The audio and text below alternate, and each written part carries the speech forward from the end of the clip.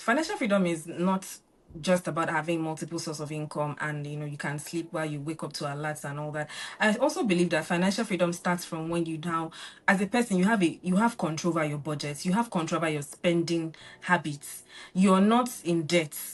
I believe it's a stage of financial freedom when you can say that yes, I all the monies I have are mine. I'm not owing. I have control over my spending. I'm not an impulse buyer or spender. Yeah. I think it's also one of the things you can, record as financial freedom. You're At least on fantastic. your way to having the big monies and all that. You're fantastic.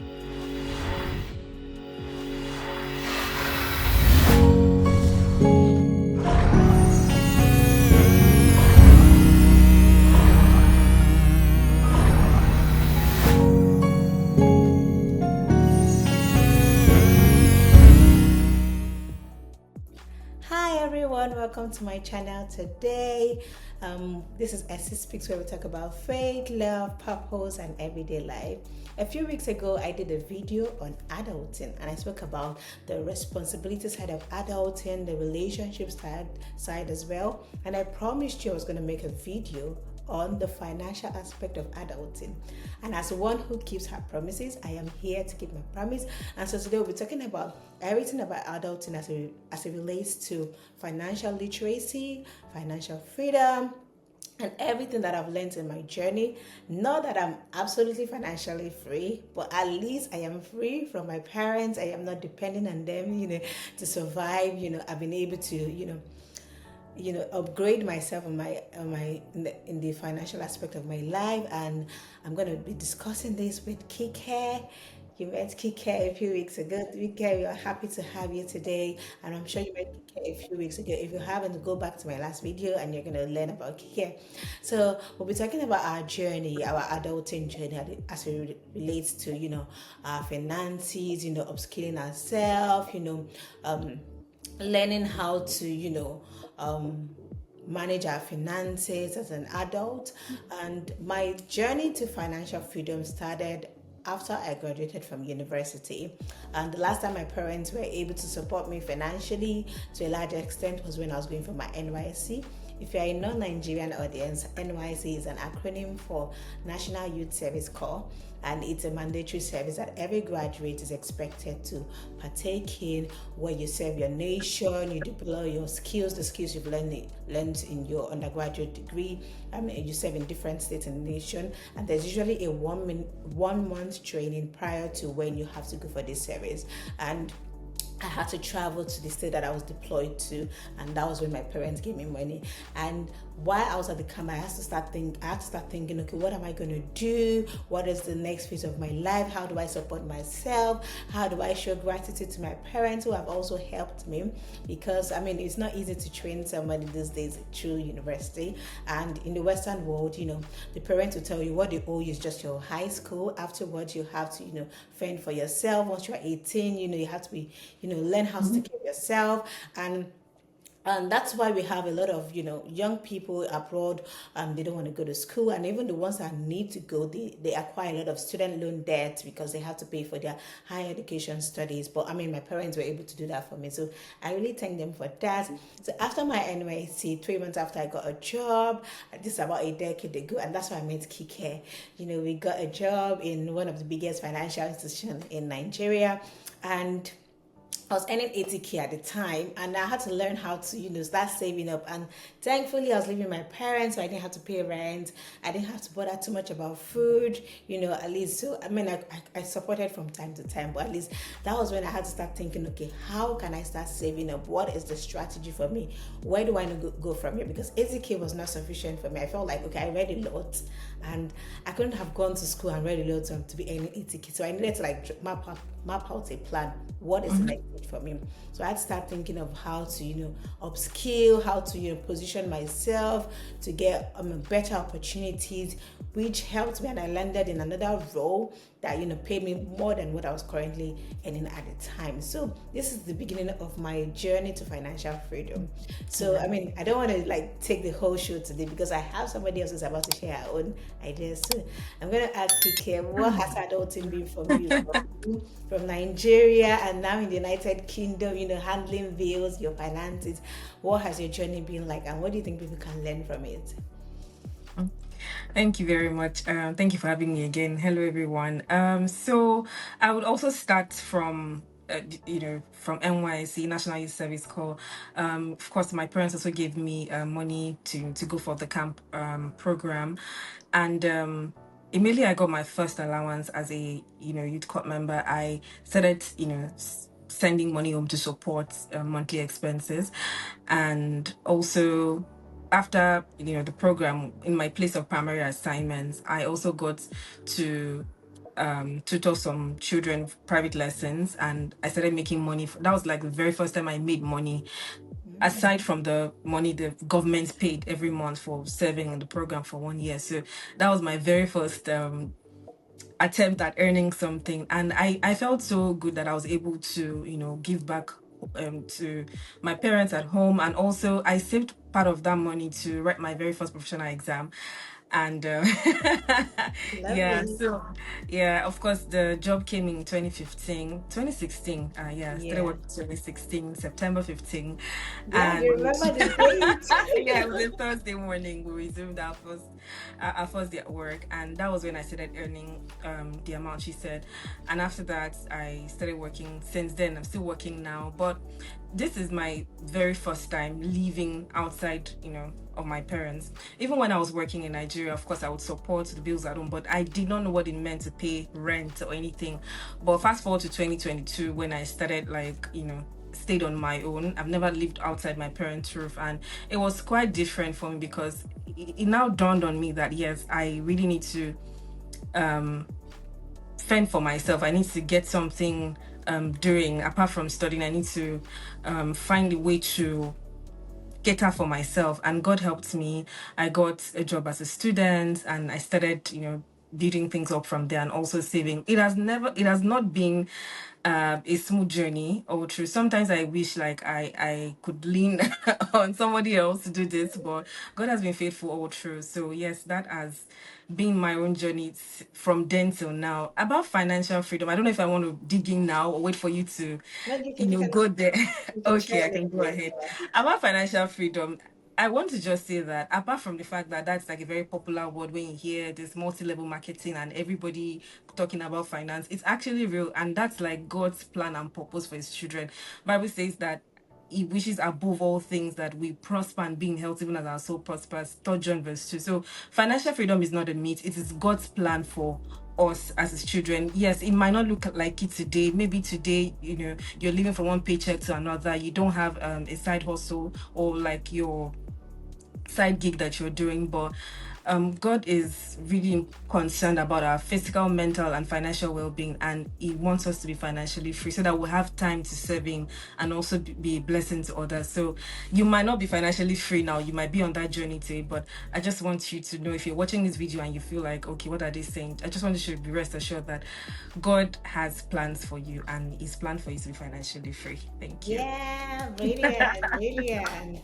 And I like the fact that you touched on the fact that you were also supporting your parents, which is really amazing. I mean, they've done so much to help us. And I know that maybe white folks might not be able to relate, but that's part of our culture as Africans. We honor our parents, we honor them. Although sometimes there's an element of black tax that can be choking, that can make you feel like, oh, maybe I'm doing too much. But I mean, I don't want to delve deeper into that today, but I mean, if you have the means and it's you can afford to support your parents, please go ahead. And if you have parents who are financially free, they are rich, they are taking good care of you even after your bachelor's degree, they will fund your master's or your PhD or whatever business you're doing.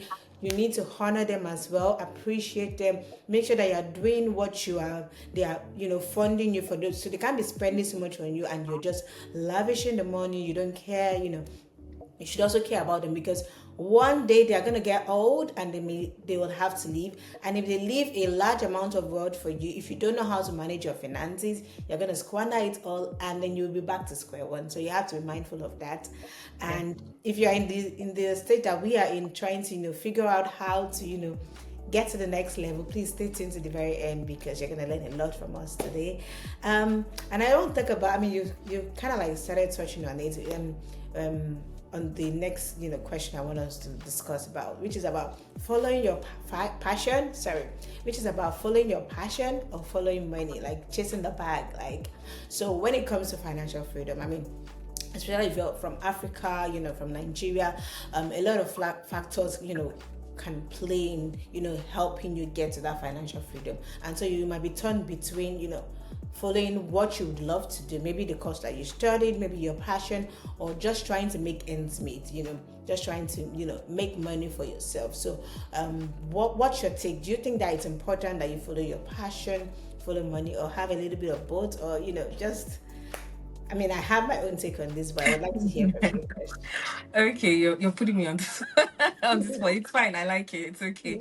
Okay, so I strongly believe that something that you're passionate about is a pointer to what God has gifted you, naturally to do. God has made sure that this is what you can do with your eyes closed and all of that stuff, and it's fine. But at some point in our lives, there are some things, I don't know how you call these things, like immediate needs. There are things that need to get done right now. For example, maybe you have your house rent to pay, and you're skilled in acting or in singing, and you have your rent to pay in the next 2 weeks, and then somebody just says, oh, I have a side gig for you to do, please can you just help me design, or maybe on the side just like designing, can you help me design 10,000 flyers, I'll pay you say 150K, and that's like the exact amount you need for your rent. But you are like, "Ah, no, I want to pursue my passion. No, I need to start looking for auditions on where I want to sing or act." No, because God has made that provision. He has opened that door for you to meet your immediate needs. And then maybe from there, God can give you steps on how to, or it could even be from the person you work with, like, oh, what else can you do? And you start talking about, well, I can sing, I can act, I can do all of that. So there are things called immediate needs, pressing needs that need to be attended to, and maybe your passion will not lead you there, but God has given you wisdom and other skills that you can, combine one or two things together and make quick money from it, and then sort out your immediate and pending bills. So I believe it can be a combination of both. You can pursue your passion on the side, but you don't have to neglect your everyday Yeah. means of livelihood as well. So, and Bible says that whatever your hand findeth to do, do it very well. So even if you are in that workspace that you don't like going to the job, there's no need to lie or pretend you don't want to even go to that job, but you're just doing it just because you want to make ends meet. Bible just says that we should put our hands into it, that it's when we are doing that we would have the same behavior in handling our own things that we're passionate about. So that's my own take on all of this. Yeah, yeah. Thank you for that. And I really agree with you that you should, make sure that you also have something that's going to meet your immediate needs, because you Yes, can't go it's and not be important.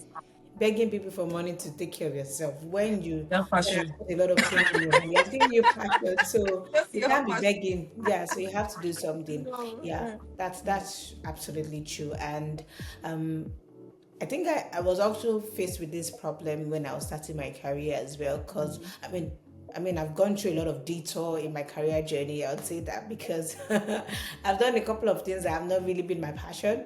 So let me just say, okay, when I was in school, I was like, okay, I love to teach, because then I used to organize like tutorials, for people, and then I used to like write. I could do like a summary of our lecture notes and give it like a really handy material, like a lecture. Just we call what do you call this now? Like a summary. A summary, yeah, that could really, that once you read my summary book, you are definitely going to pass, because I gather materials from all different sources and I use it to like explain things to people.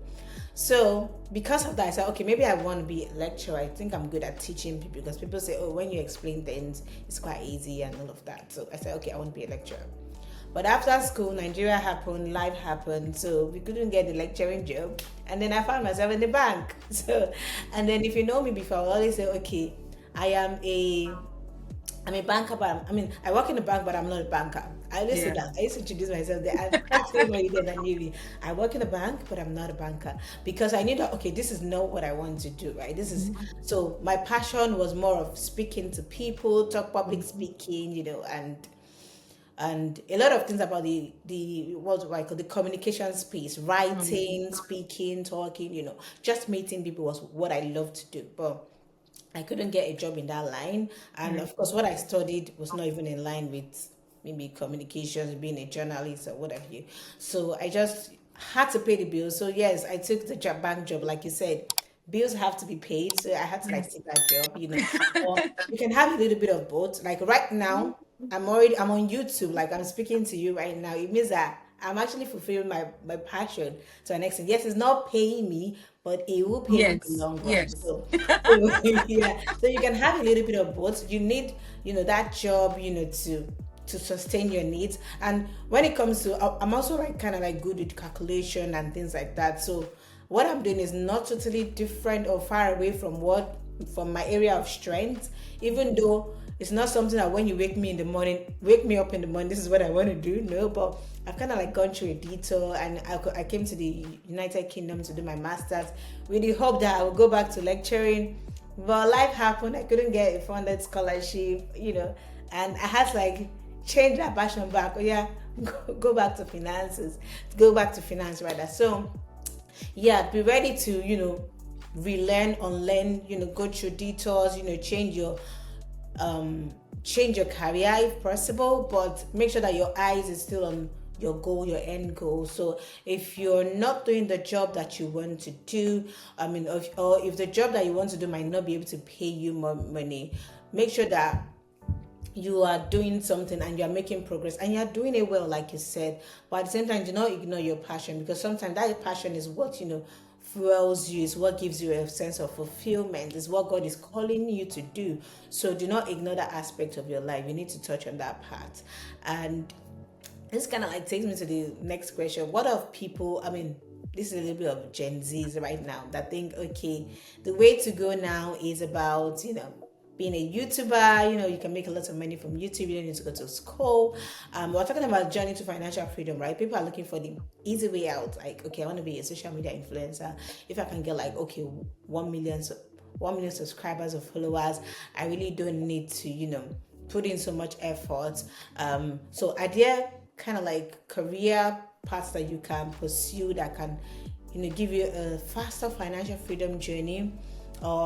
What do you have to say about, the way the world is trending towards, and how, we don't have to follow the same trajectory that we went through. You have to go from secondary school, you go to uni, and from uni, you get a job or you find a business. I also feel like when it comes to journey to financial freedom, you cannot really make a lot of difference by working for somebody. It's all about finding a need and solving that need, right? But do you think that people should consider, instant gratification? What is trending at this point, or they need to be very mindful and look for something that is sustainable? I think I've asked a lot of questions. Yeah, I'm Yeah. trying.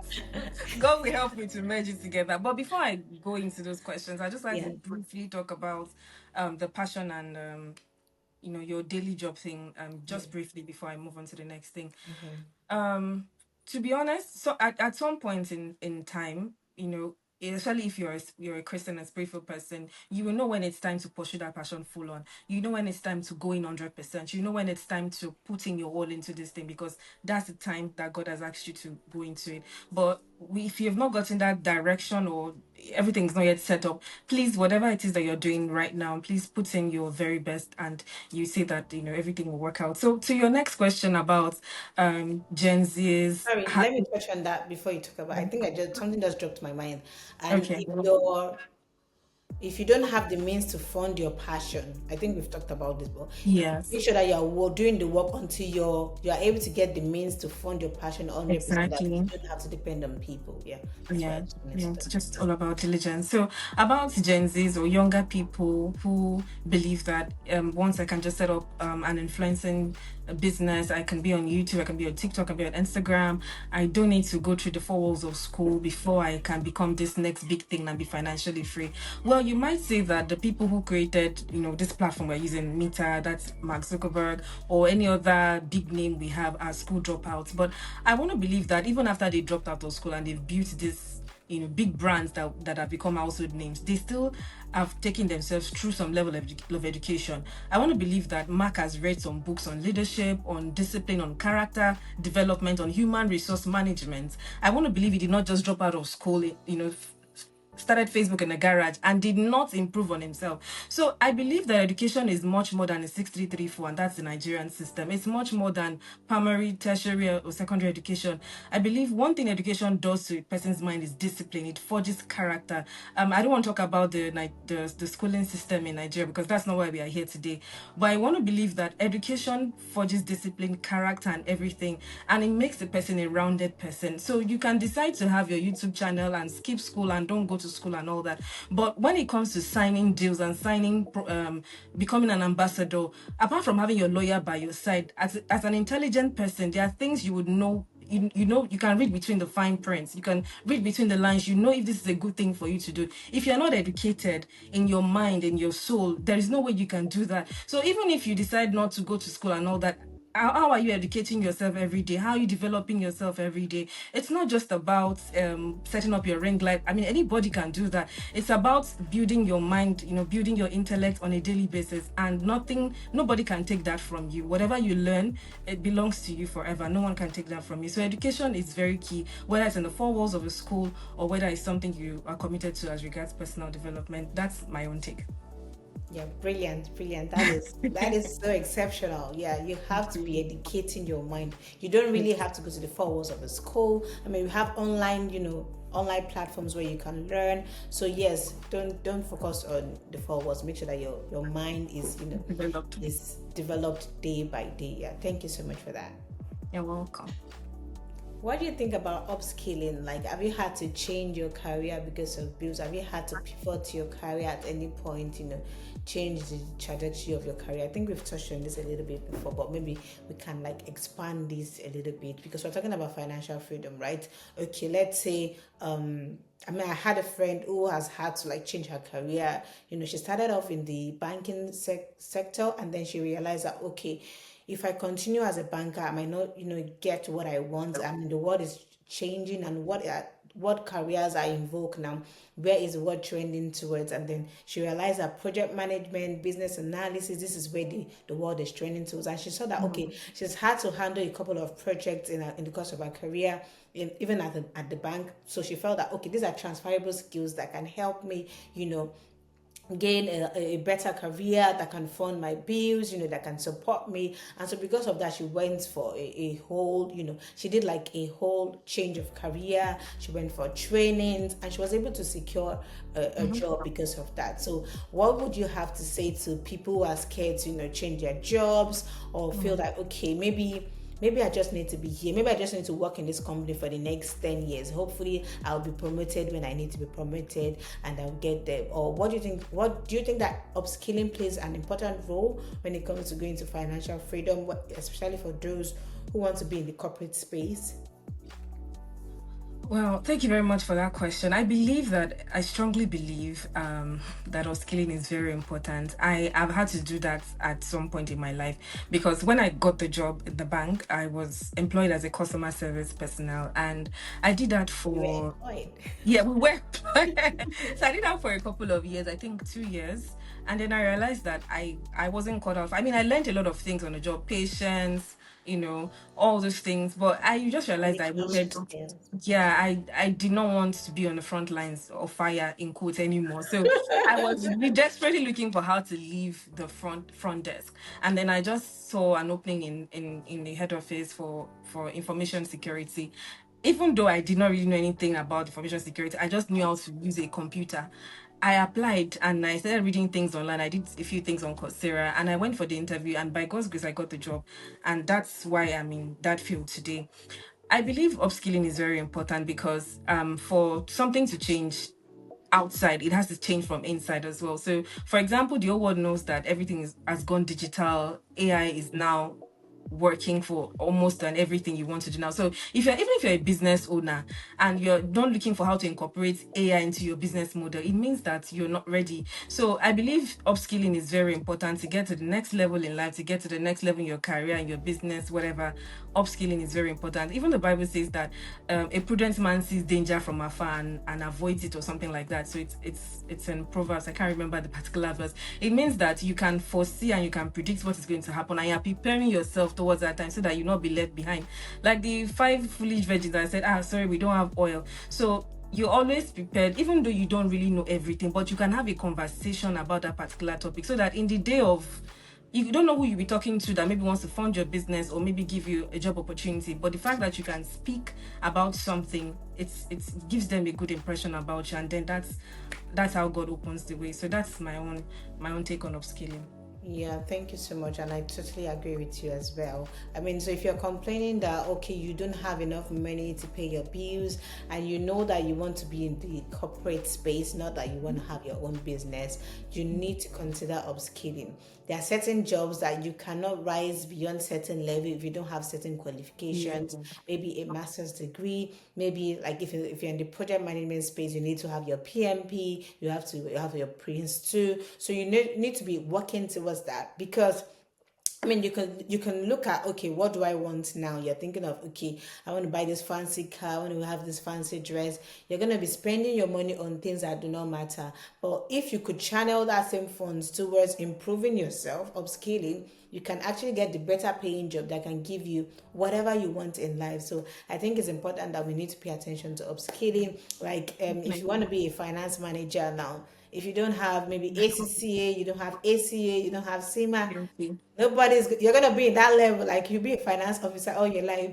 So you have worked 35 years and there's nothing to show for it. So Yeah. if you know you're gonna be in the corporate space, you need to research on what high paying job, I mean, what's the highest level in this career path, and what skills, what experiences, what qualifications do I need to get there. And then you can start preparing yourself. I mean, in the first 20, 30, 35 years of your life should be a time when you're preparing yourself for the future. So I mean, you shouldn't focus on trying to have the latest things, because I mean, they are not sustainable. So if you know you want to be financially free, financial freedom, you might not be, having you having to sleep, and money is, working for you and all of that.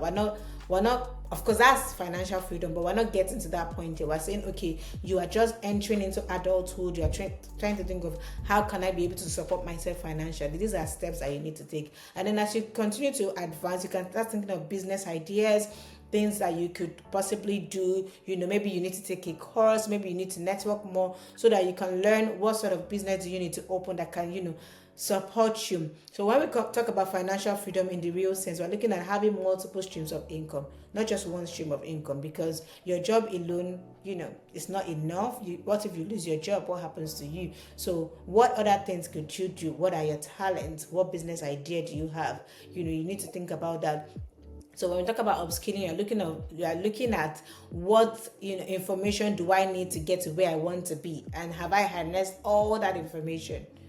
Like you said, you discover that this is not it's not customer service you wanted to do, and then you knew that, okay, you saw an IT role, and like, okay, what do I need to do? You took some courses. So I think that this is what people need to be focusing on, and that would really help a lot of young people to gain financial freedom. Yeah, can I just quickly just add something to what you've just said on financial freedom? Financial freedom is not just about having multiple sources of income, and you can sleep while you wake up to alerts and all that. I also believe that financial freedom starts from when you now, as a person, you have control over your budget, you have control over your spending habits, you're not in debt.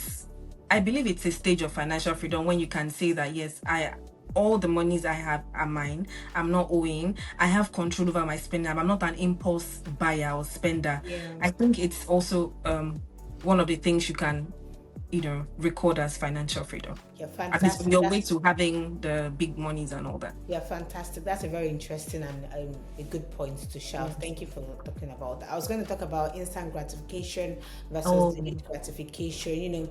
This social media age where people just go to social media. Oh, so my friend has bought the latest iPhone. I need to have that iPhone. And you're trying to gather all the money to get that iPhone because you want to go online to post that, okay, I mean, you take a selfie with your latest iPhone, you want to drive the latest luxurious car, you want to have weird designers, which are really beautiful. I mean, there's nothing wrong with that. I mean, those cars were made for people. They don't have two heads, it's beautiful to desire that, but maybe there's time for everything. So as a young adult who is just trying to is on the journey to financial freedom, you are growing into this adulting, and do not put yourself under unnecessary pressure. And I think that's what I want us to talk about, where people do not mind doing some jobs that are not glorifying. We have the internet fraud that is on the increase in developing countries because people are looking for a faster way of getting everything that they want. I think that, what do you think about, I'm already answering the question. Instant gratification, delayed gratification, how does that help you towards getting to financial freedom? Yeah. okay. Thank you again for the question. So I used to believe that peer pressure was just something that, people face in their teenage years or into the early 20s. But I realized that peer pressure is all through, a person's phase of life. You, in your 40s, your 50s, your 70s, you want to make sure you measure up. There's something about the human nature that wants to make sure they measure up to their, the standard of their friends or people around them. Okay, that's my light. Okay, so the thing is, I believe that when we break this barrier of comparison, we will live longer, peaceful, and healthier lives. Because when you realize that, okay, whoever is driving this latest car, that's why cars have models. Okay, you can buy the 2025 model. There's a 2026 model coming, there's a 2027 model coming, iPhone 16, 17, 18, 20 would come. You don't have to buy that now. You don't have to put yourself in debt. You don't have to get money through illegal means just because you want to live up to standard. And we Especially when all you can't afford it. Yeah. exactly. And we all know that social media is not it's not, maybe the more you look, the less you see. What if that car that the person is posting in front of is not for them, it's for somebody else, and then you want to break your bank or do all manner of things just because you want to measure up? There will always be something that is, I think, true contentment comes from knowing that in life there's always somebody that is always ahead, and where you are now is somebody's prayer points. Yeah. And with that you'll be okay, because the Bible says godliness with contentment is great gain. So if you can live a contented life, first of all, your blood pressure will go down, which is very very important. Secondly, you would face your own lane and run your own race, because there's nobody that God has created with the same fingerprint as you have, because you're special and you don't have to compare yourself with somebody else. It's just doing yourself a great disservice. So please stay on your lane, mind your own business, let God help you part time, Yeah. and just be contented. Yeah. Yeah, yeah, that is so profound. Yeah, Be stay contented. on your lane, mind your own business. And social media is not real life. Like, even if there are people that are able to afford it, your journey is different. Your journey is unique, and those things that you desire, you can have them. And I think, okay, let me even touch on this part where you have young people, maybe in their 20s, early 30s, are desiring things that women in their 50s or 60s already have, or people who their parents left them with fortune and they're able to afford that, and you're measuring up to that. You're trying to measure up to their standard, like you talk Makes about. sense. It's not necessary. Some of these things, these people, it took them years to get to that point, so you want to have it at once. And that's why you see that when you get those wealth, it's not sustainable. Like you said, it's not about, I think we're talking about the fact that financial freedom also means that knowing how to be in charge of your budget, Mm-hmm. knowing how to be in control. So it's not about, Spending. okay, I have the money, I'll quickly spend it, and then you're left with nothing. It also means that you should know what to do part time, what you need to buy part time. Maybe you don't really need some of those expensive cars, like you say. Maybe you don't need some of those, luxurious dresses or bags or watches or phone.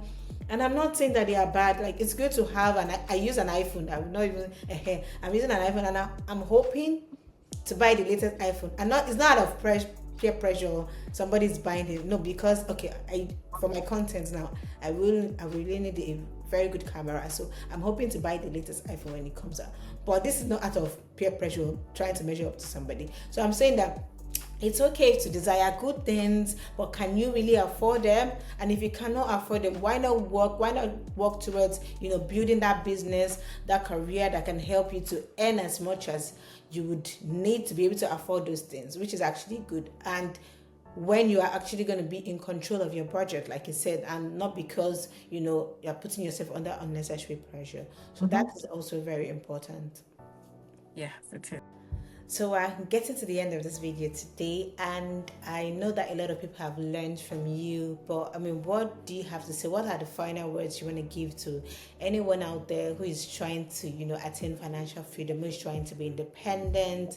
What do you think that they need to look out for? I mean, we've touched on a couple of things today, but maybe something that they need to go home with, they need to think about so that they can, get to that financial freedom. Now we're looking at somebody who is just starting their career, don't know, what the next 5 years or 10 years hold for them, so if you could just share, a secret that has worked for you that you think that they can learn from. Okay, well, first I would say that I'm still, on my way to financial freedom. I'm still going there. As God will help me. Secondly, I would say for my last words, on this, I would say that baby steps. If you're just starting your job, you just had your first job, baby steps. No pressure to leave your parents' house if they are not, sending you out yet. You can still start from where you are. Baby steps in terms of if you've gotten a job, you're still looking to change your job or something like. Just baby steps. Take it one step at a time, and know that you are doing your own thing. You're running your own race, and if God is holding you by the hand, just trust God's leading, knowing fully well that it will not lead you astray, and everything will work out, well at the end of the day. So baby steps, be contented with where you are and what you have. When you start comparing yourself, oh, my mates have this, my mates have that, your mates also have, terminal illnesses and they're struggling on life support. So you can also look at it that way. So just believe that God has the best plan for you, and you would live long to achieve it and work in financial freedom. Thank you. Amen. Thank you so much for that. And I Thank also want to you. say that for you out there, trying to gain financial freedom, like we Mhm. said, we're on the journey. But what has worked for me is having a roadmap. Where do I want to be? What do I Mhm. want to do to get there, and working towards that journey? So make sure that you know what you want to do. You're working towards it. You are tracking it by time, and you own your own journey, and you are accountable, and you're working towards it, and you trust God, because God is the one that seals it all. Like He's the Yes, one that can yes. make your journey faster. He can compress time for your sake. He can speed up things. So just trust God in the process. Make sure you have Mhm. a roadmap, and like you said, baby steps. Keep taking them, and you surely Mhm. get there. I hope you've been blessed by this video today. If you got value, please leave a comment, share with your friends, Thumbs up. subscribe to my channel. Until next time, bye bye. Bye.